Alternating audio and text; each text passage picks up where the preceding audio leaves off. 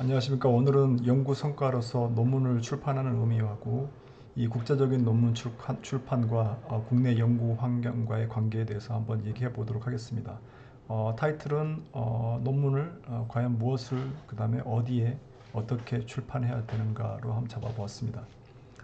지금 시대에서는 국제적인 논문을 계속 제출하고 출간해야 되는 이유는 개인적으로도 분명한 이슈로 발생되어 있습니다. 지금 모든 연구 성과는 디지털 형태로 관리가 돼서 총 게재하는 논문의 숫자뿐만 아니고 이 논문이 얼마나 다른 연구자에 의해서 사이테이션 그러니까는 참조되어 있는지도 정량적으로 평가돼서 연구적 상호 간의 랭킹이라든지 아니면 연구 기관 간의 랭킹도 계속 관리가 되고 프로모션을 하고 있는 실정입니다. 상당히 구체적인 그 이유가 있기는 합니다. 그리고 이제 ISJEM 측에서 논문을 써야 되는 이유에 대해서 다음과 같이 정리를 했는데요. 첫 번째는 먼저 이제 커리어 디벨롭먼트 경력 관리가 되겠고, 그 다음에 이제 전문적인 전문성을 인정받는 계기가 되는 것이죠. 그 다음에 이제 논문이 있어야지만 그 논문을 가지고 다른 연구자들이 같이 공동 연구할 기회를 부여하기도 하고, 그 다음에 이제 이 연구자 본인에 대한 접근성이 강화되기도 하고, 그 다음에 이제 이 연구를 통해서 소속한 사회나 국가에 대해서 영향력을 끼칠 수 있게 되는 것입니다. 그 다음에 연구자의 크레디빌리티나 신뢰성을 향상시키기도 하고 연구자 개인의 전문적인 어떤 발전과도 지속적으로 관리하고 나갈 수가 있고요. 그 다음에 전체 연구 그룹에 대해서 앞으로 연구에 대해서 어떤 방향성을 제시하기도 하는 것입니다. 그러면 이제 이 과정에서 현대적인 논문 투고 시스템에서는 속칭 이제 피어 리뷰, 그러니까 상호 체크가 이제 반드시 있게 되는데, 이 피어 리뷰가 일반적으로는 그냥 이제 원래 그러는 것으로 받아들이고 있는데요. 피어 리뷰는 크게 다음과 같이 한 4단계로 구성이 되어 있습니다. 일단 논문을 제출하면 그 다음에 이게 이제 저널 오피스에서 먼저 가서 그 논문의 형태나 스코프가 그 저널에 적절한지를 판단한 다음에 그 다음에 이제 그 저널 오피스에서 그 논문을 심사할 속칭 그 피어 리뷰자들한테 그 논문을 보내줘서 그 논문의 적정성을 이 피어 리뷰자가 판단해서 이 리젝트를 하든지 억셉트를 하든지 그런 디시전을 저자한테 보내게 돼서 최종적으로 어떤 출간의 행위로 들어가게 됩니다. 그런데 여기서 이제 특기할 만한 상황이 과연 이제 논문을 뭐 때문에 쓰는지 한번 의미를 봐야 되는데, 첫 번째는 이제 저널이 크게 두 가지 타입으로 구분할 수 있습니다. 첫 번째는 어, 국제적인 학회나 협회에서 어떤 국제적인 기관인 거죠. 전문 기관, 프로페셔널 오가나이제이션에서 운영하는 뭐 KSC나 ASC 아니면 뭐 미국 화학학회 등에서 운영하는 저널들이 있는 거고요. 여기는 이제 연구자들이 모여 있는 집단적, 그러니까 어떤 전체적인 목적을 가지고 운영되는 것이고요. 두 번째는 요즘은 이런 어떤 그 전문적인 협회뿐만 아니고 상업적인 출판사가 운영하는 저널들도 있고, 오히려 이 저널들이 좀 크게 평가를 받고 있는 경우도 많습니다. 그러면 이제 피어 리뷰에 대해서 한번 히스토리를 보게 되는데, 아까 전에도 말씀드렸다시피 대부분은 이제 피어 리뷰가 이제 원래 그러는 것으로 생각하고 있는데요. 현대적 형태의 어떤 저널 체계는 1966년, 65년도에 처음 나왔습니다. 그러니까 Philosophical Transactions of Royal Society인데, 이 저널은 지금도 간행이 되고 있고 굉장히 좋은 저널 중에 하나입니다. 그 다음에 이제 여기서 이 첫 번째 저널 체계가 나온 이후로 이 피어 리뷰, 오늘날과 같은 피어 리뷰 체계는 1970년대 중반 정도부터 시작된 것입니다. 그러니까 약 한 50년 정도의 그 히스토리밖에 없는데, 이게 거의 이제 전 세계적으로 표준화된 절차로 자리를 잡았습니다. 그러면 이제 1965년 그때 이제 첫 번째 저널이 나오거나 아니면 그 전에 책자가 나오게 되는 어떤 연구 결과가 책자로 나오게 되는 그 과정에는 그때도 피어 리뷰가 있었는데요. 17에서 19세기에는 학문 그룹 자체가 작았기 때문에 그 그룹에서 관심을 가지는 주제를 출간하는 방식으로 피어 리뷰가 이루어졌고, 이 출간 여부를 그 분야의 권위를 가지고 있는 동료 전문가 그룹이 인정해 주는 것입니다. 그 출간을 그게 무슨 편지 봉투일 수도 있고 책자일 수도 있고 아니면 그냥 단순히 연구 노트도 있을 수도 있는 것입니다. 그래서 전반적으로 원래의 취지는 전문가들이 이 소속 집단의 발전을 하기 위한 상호 봉사하는 형태로 피어 리뷰 체계가 구성이 되었습니다. 근데 오늘날의 피어 리뷰는 지금 이제 연구 분야 자체도 굉장히 다변화되고 어떤 시스템적으로 형성이 되어 있기 때문에 시스템이 형성이 되면은 민주적인 절차에 의해서 에디터도 선정이 되는 것입니다. 즉 다시 말해서 에디터 자체도 그 분야의 전문성을 가지고 있는 경우가 그렇게 많지 않은 경우도 있습니다. 그리고 이제 더욱이 편집자가 에디터가 이 피어 리뷰를 하기 위해서 정말 권위 있는 전문가를 찾는 것도 어려운 것이고 연구 네트워크로 구성이 돼서 집단 연구를 하고 있는 이 시점에서는 오히려 그 연구 그 피어 리뷰 결과도 객관성이 항상 확보되는 것이 아닌 것입니다. 그리고 더구나 이제 이 세 번째 항목이 더 중요한데요. 원래는 전문가들이 그 소속 집단의 발전을 위해서 어떤 상호 봉사하는 형태로 운영이 됐었는데 지금은 이제 출판사가 영리 출판사가 더 활발하게 활동을 하고 있고 평가도 잘 받고 있습니다. 과연 이 영리 출판사가 논문을 출판하는데 피어 리뷰자들이 무료로 봉사하는 것이 과연 적절한가 하는 질문이 있습니다. 한마디로 이제 영리 출판사의 사업을 위해서 이 전문가들이 활용을 되는 듯하게 지금 보이는 경우도 있는 것이죠. 그래서 최근에 이제 그 이슈가 됐던 것이 다국적 학술 출판사, 그러니까 많이 알려진 엘스비어나 스프링어 아니면 테일러 등 이 다국적 학술 출판사가 운영하는 저널의 그 이익하고 이게 공적 이익하고 어떻게 부합하고 어떤 관계가 있는 것에 대해서 지금 심각한 디베이트가 일어나고 있습니다. 지금 이건 최근 데이터인데요. 지금 이제 엘스비어 같은 경우는 지금 영업 마진율이 거의 뭐 한 37% 이상의 영업 마진율을 가지고 있습니다. 영업이익. 그러니까 이거는 지금 이 정도 영업이익은 애플보다도 더 좋은, 더 높은 영업이익이고요. 거의 그 꿈의 기업으로 인식이 될 수도 있습니다. 지금 이렇게 이익이 확보된 데는 분명한 이유가 있습니다. 매출은 있는데 이 출판의 어떤 프로덕트의 품질을 검사하고 품질을 관리할 수 있는 것이 관리하는 체계가 대부분 봉사하고 자발적인 참여 형태로 무료로 이루어진다는 점인 것입니다. 이런 상황에서 이 출판사들은 그 전문적인 어떤 저널을 관리하기 위해서 각 도서관하고 계약을 통해서 그 저널을 납품을 하게 되는데요.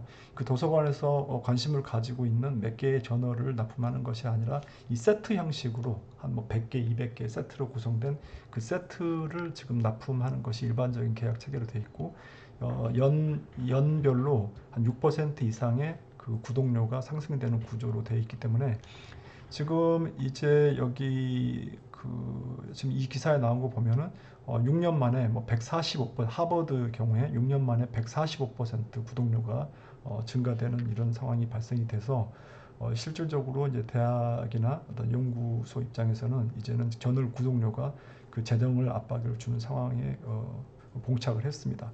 그래서 최근 일어난 The Cost of Knowledge, 그러니까 지식의 비용 운동이라는 이제 약 한 15,000명 정도 주요 연구자들이 쌓이는 지금 이 움직임에서는 그 엘스비어나 또는 상업적인 출판사가 운영하는 그 학술지에는 기고도 하지 말고 집필도 하지 말고 피어 리뷰도 하지 말자는 것이 있습니다. 즉 다시 말해서 이제 정부 연구비나 정부 연구비나 또는 어떤 그 연구 지원 기관의 그 비싼 연구비를 들여서 만들어낸 그 출판물이 카피라이트를 통해 가지고 출판사로 귀속이 되고 출판사는 그것으로 그 영업 활동에 활용하는 이런 그 체계에 대해서 불합리성을 인지를 하고 있는 상황입니다. 그 다음에 이게 이제 한 나라에서만 있는 게 아니고 유럽에서도 이 출판사의 이제 저널 구독 비용에 대해서 다시 이제 재협상하는 지금 움직임이 있는 것이고요. 프랑스하고 네덜란드 같은 경우는 지금 지리한 협상 끝에 구독료를 연 3% 미만으로 제한하고 경우에 따라서는 마이너스 인상률을 적용할 수도 있는 것으로 협상을 마쳤습니다. 그리고 더욱이 이제 2012년에 유럽 집행위원회에서는 일종의 이제 오픈 액세스의 어떤 필라소피를 받아들여서 만약에 이제 공적 재원, 유럽 같은 경우는 연구비가 그 나라의 연구비도 있고 아니면 EU에서 지원하는 연구비도 있습니다. 이 공적 재원을 바탕으로 수행된 연구 출판물에 대해서는 최대한 빠른 시간에 모두가 해당 출판물을 무료로 접근할 수 있도록 시스템을 구축하는 것이 바람직하다고 권고를 하고 있습니다. 그러니까는 이제 엠바고 기간이라고 해가지고 출판사에서 어떤 비용을 내야지만 접근하는 그 기간을 최소한으로 하도록 지금 움직임이 일어나고 있는 것입니다. 그리고 이제 MIT에서는 MIT 그 MIT 폴로시를 지금 만들었는데요. MIT 소속의 그 집단에서는 아마 학생도 포함하는 것으로 지금 알고 있는데, 이 MIT 오서가 MIT 저자들이 발간한 출판물에 대해서는 기본적으로 MIT 내에서는 오픈 액세스로 처리할 수 있도록 별도의 어떤 라이센스 플랜을 가지고 있습니다. 그 다음에 이제 미국 그 상원일 겁니다. 아마 미국 상원의 The Office of Science and Technology에서는, 여기서는 이제 어떤 연방의 재원을 가지고 수행된 연구에 대해서는 엠바고 기간, 그러니까는 출판사가 차단을 하고 그 별도로 비용을 내서 접근성을 제한하는 기간을 0, 그 제로로 만드는 지금 움직임이 지금 이미 일어나고 있습니다. 자, 그러면 이제 그 저희가 투고를 할 때 맨 마지막 단계 이제 투고하고 accept된 후에 마지막 단계 이제 카피라이트 어그리먼트를 아마 다 써보셨을 건데요. 그러면 이 카피라이트 어그리먼트 마지막 단계에 보면은 체크박스가 있는데 미국의 재원을 받았는지, 그다음에 아니면 뭐 UK의 재원을 받았는지 그렇게 마킹하는 사이트가 있습니다. 특별히 이제 뭐 미국 NIH의 펀딩을 받았는지. 자, 그런 경우에 대해서는 이제 별도의 그 카피라이트 프로그램을 따라가게 되었습니다. 그러니까 카피라이트의 어그리먼트가 지금 정해진 것은 아니고요. 그 기관별로 별도 협의를 통해 가지고 특별한 어떤 그 예외 조항을 둘 수도 있는 것입니다. 그래서 우리나라도 만약에 이제 어떤 제가 지금 조금 이따 얘기할 어떤 공적인 어떤 이익과 관련해서 뭐 과학기술정보통신부라든지 교육부라든지 어떤 책임 있는 기관들이 이 국제 다국제 출판사들하고 협의를 해서 국내 연구 환경을 활성화시킬 수 있는 방안을 찾아야 될 것이라고 생각하고 있습니다. 여기 말씀드린 대로 이제 NIH가 가지고 있는 별도의 카피라이트 어그리먼트입니다.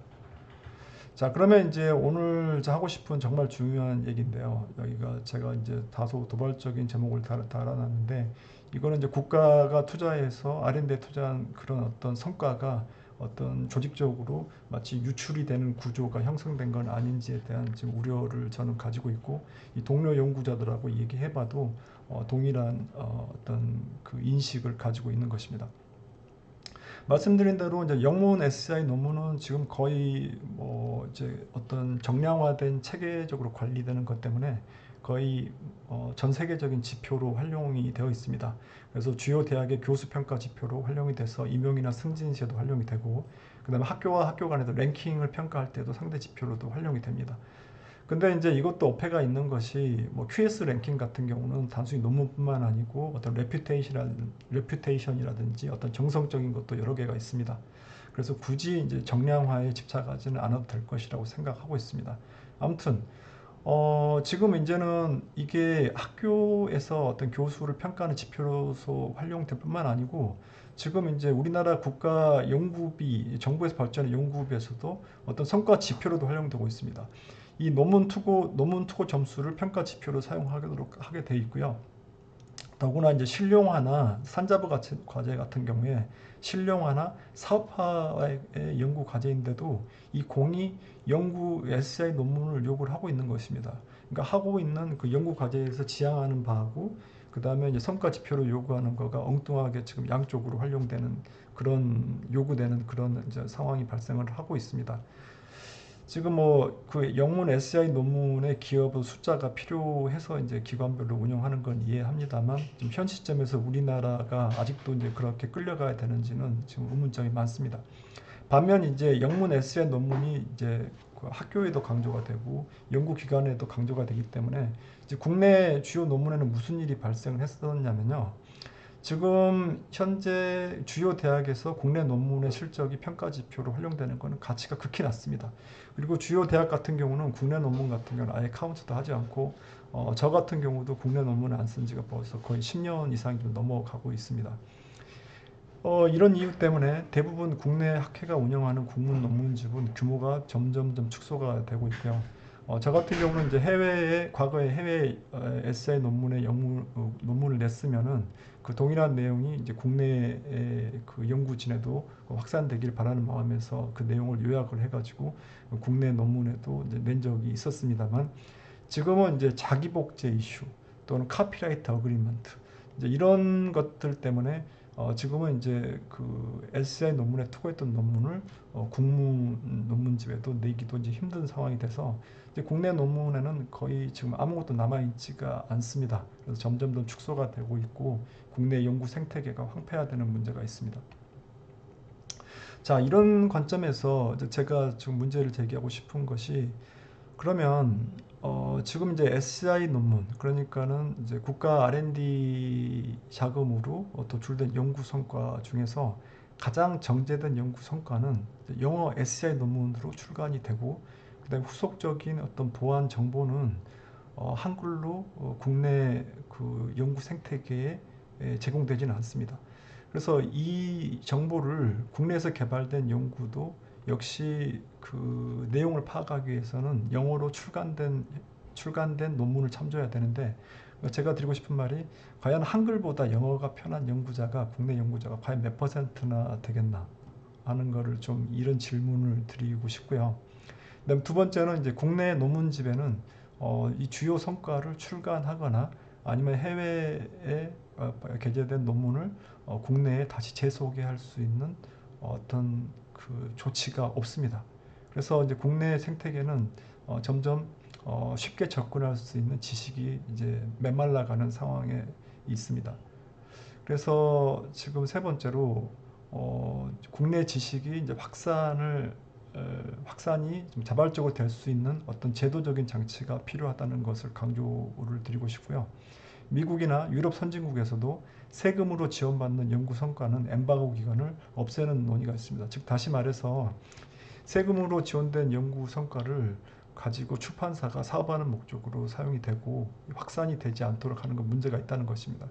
우리나라는 이제 그거에 보다 더해서 어떤 언어적인 장벽을 만들고 그 언어적인 장벽 때문에 국내로 연구 성과가 쉽게 확산되지 못하게 하는 지금 그런 엉뚱한 상황이 지금 발생이 되고 있는 것입니다.